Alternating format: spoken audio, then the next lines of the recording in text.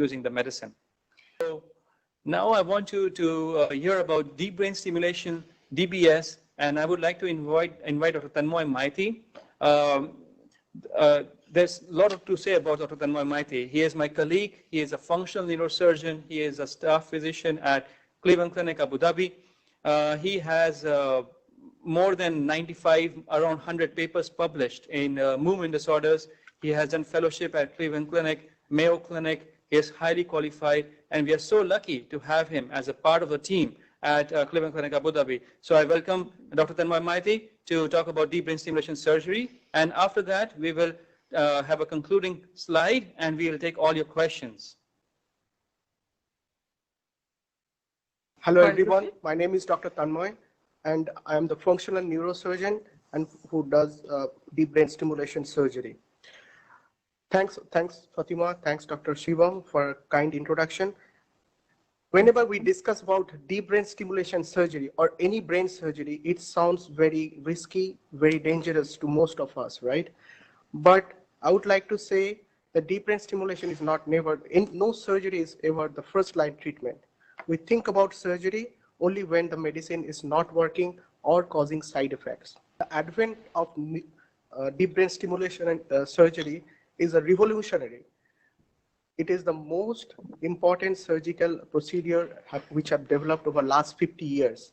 So we have known about other procedures of surgery like ablative surgery or stem cell surgery, but what we have seen over the last 50 years, no other surgical procedure has given as good result as deep brain stimulation surgery.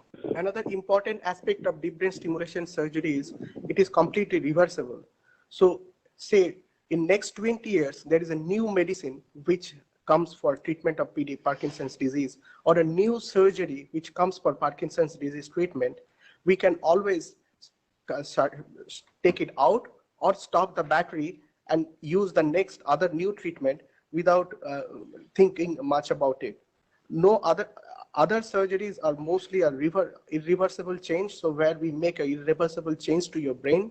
So that doesn't have this same benefit like a deep brain stimulation surgery. We tell this is like a brain pacemaker. This has 3 parts.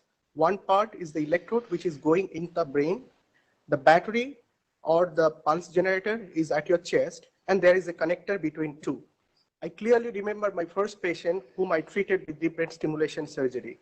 He had severe tremor and his whole life was debilitated because he was not able to function normally. His daily life was severely impaired.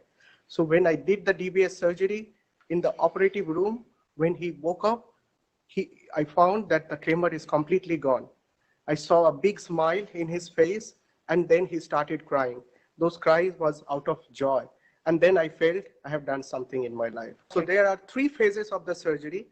The first part, when the patient is sleeping, when the maximum part of the surgery is done, then we wake the patient up briefly for a few minutes to check that his tremor and the rigidity is completely controlled. Okay. Once we make sure that he has completely improved, then we make the patient sleep again and complete the surgery. Here you can see on the left side, a patient who was not able to hold a cup before is holding a cup, and we are checking whether he can bring that cup towards his mouth. The other patient, he's a musician. All he wants to play a violin, which he was not able to do since he was diagnosed with Parkinson's disease. Here he is checking whether his fine movement is still intact. And we were very happy to see that a patient went to sleep knowing that all the symptoms are taken care of. A few of you have asked me that what all symptoms DBS can control and what all symptoms DBS cannot, and when to do, when not to do. It's a long discussion. I will be brief here. So DBS can improve your tremor significantly. So you can see here one patient who had a significant tremor before the surgery, and you can see here when we did the surgery and after the surgery, his tremor is completely controlled. The next question some of you have asked, that whether all patients need deep brain stimulation? No, big no to here. So that is why a team of experts is very important. So we have here, thankfully in CCAD, we have the experts who are specially trained in treating Parkinson's disease patients. So we have a team of doctors, physical therapists, psychologists, and speech therapist, we discuss each and every patient because two patients are never the same. All of them are in different stage of Parkinson's disease who need different treatment. Some of them need only medicine, some of them need a medicine and surgery.